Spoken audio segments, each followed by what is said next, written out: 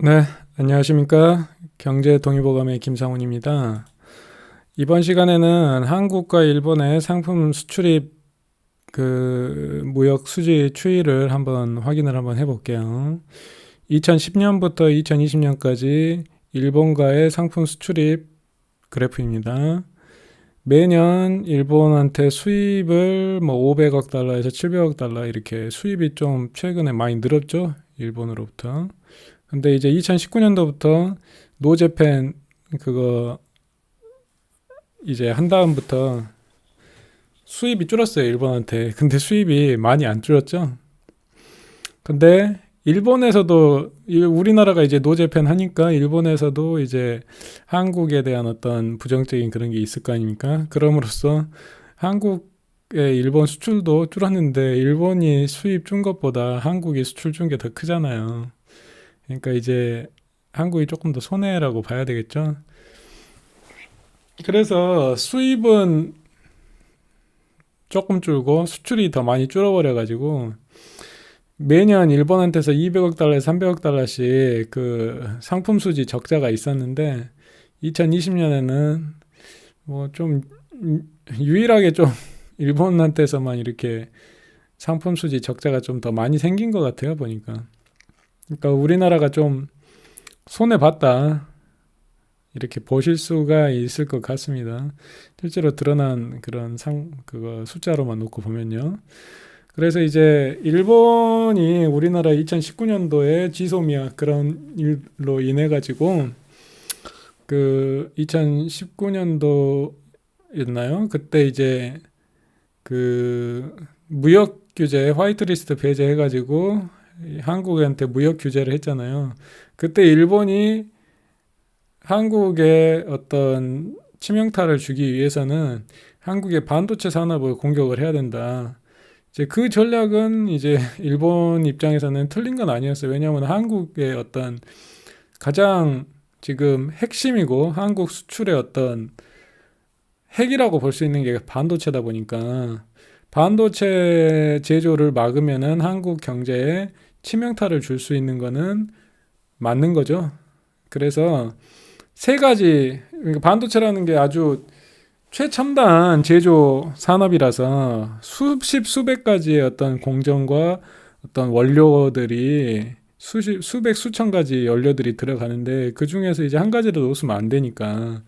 근데 일본 입장에서는 자기들이 이제 한국의 어떤 절대적인 어떤 수출 물량을 갖고 있으면서 일본 입장에서는 최소한의 어떤 피해를 보고 한국의 어떤 반도체를 못 만들게 할 수 있는 원료로 그때 이제 한 서너 가지를 선정을 했잖아요. 불화수소, 그 다음에 뭐 에칭가스, 그 다음에 뭐 폴리이미드 필름, 포토레지스트 장비, 요건데 이제 이것들이 뭐 이거는 매달 수출입 액수인 것 같은데 뭐 불화수소 500만 달러, 뭐 1,500만 달러, 그 다음에 뭐 폴리이미드 필름 뭐 이건 100만 달러, 400만 달러 이 정도 되고, 네, 포토 레지스트 장비는 뭐 2천만 달러, 1,000만 달러, 뭐 3천만 달러.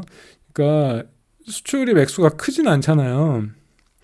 근데 이게 없으면 안 되는 물건이다 보니까 그리고 일본에서부터 거의 일본으로부터 100% 거의 수입을 하는 물건들이라서 일본에서 이제 끊어버리면 뭐 일본 입장에서는 수출하는 자기들 피해는 최소화하면서 이제 한국에는 엄청난 피해를 줄 수 있는 그런 물건들이죠. 근데 이제 그 이후에 그 한국 정부에서 이런 어떤 반도체 소재들에 대해서 국산화 작업을 했잖아요. 그렇게 해가지고 지금 수출 규제가 됐던 어떤 물건들 중에서 유일하게 이제 국산화에 성공한 게 지금 불화수소로 보입니다. 불화수소.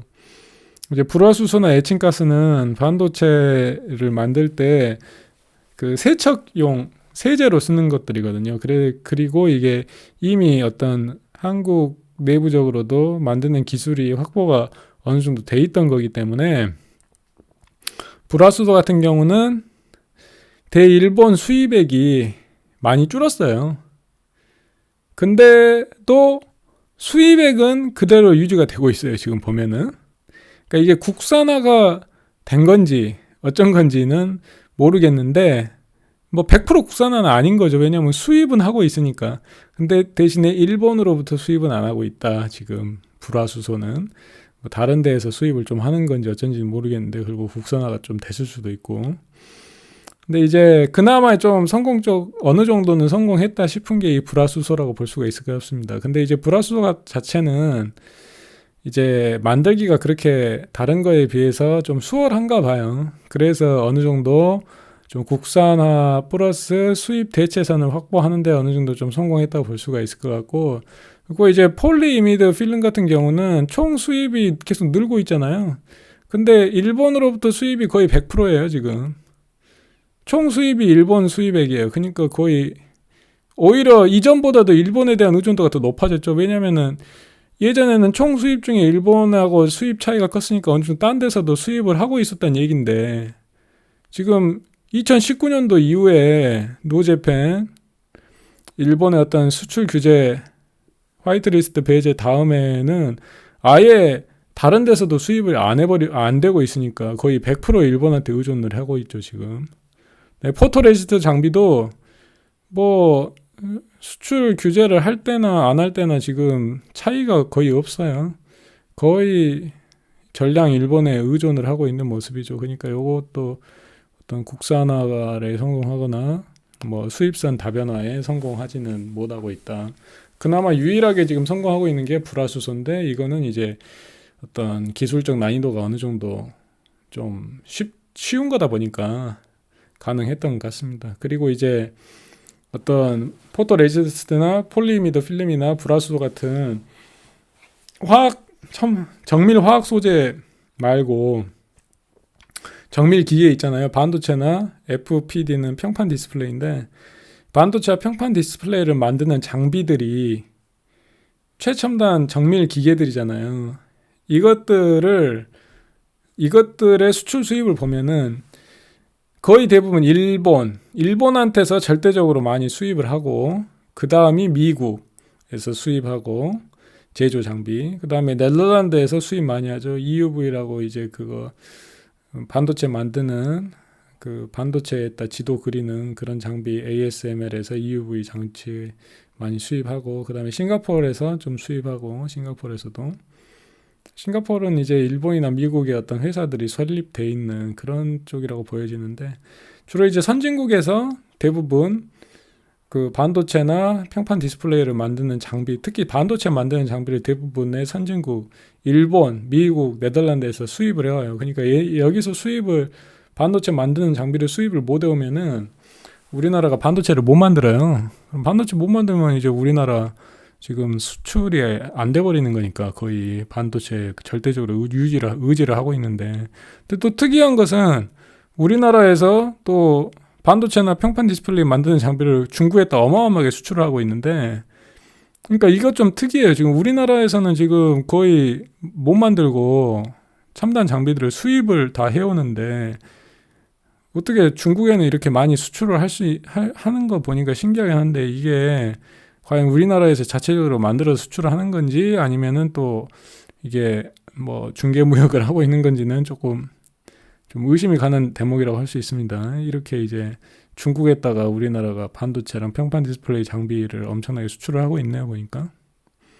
그래서 선진국들 미국, 일본, 네덜란드 여기서 반도체, 평판 디스플레이 만드는 정밀 기계 장비 수입을 못 해오면은 지금 우리나라가 반도체나 디스플레이, 특히 반도체 산업이 돌아가지 않는다, 그겁니다.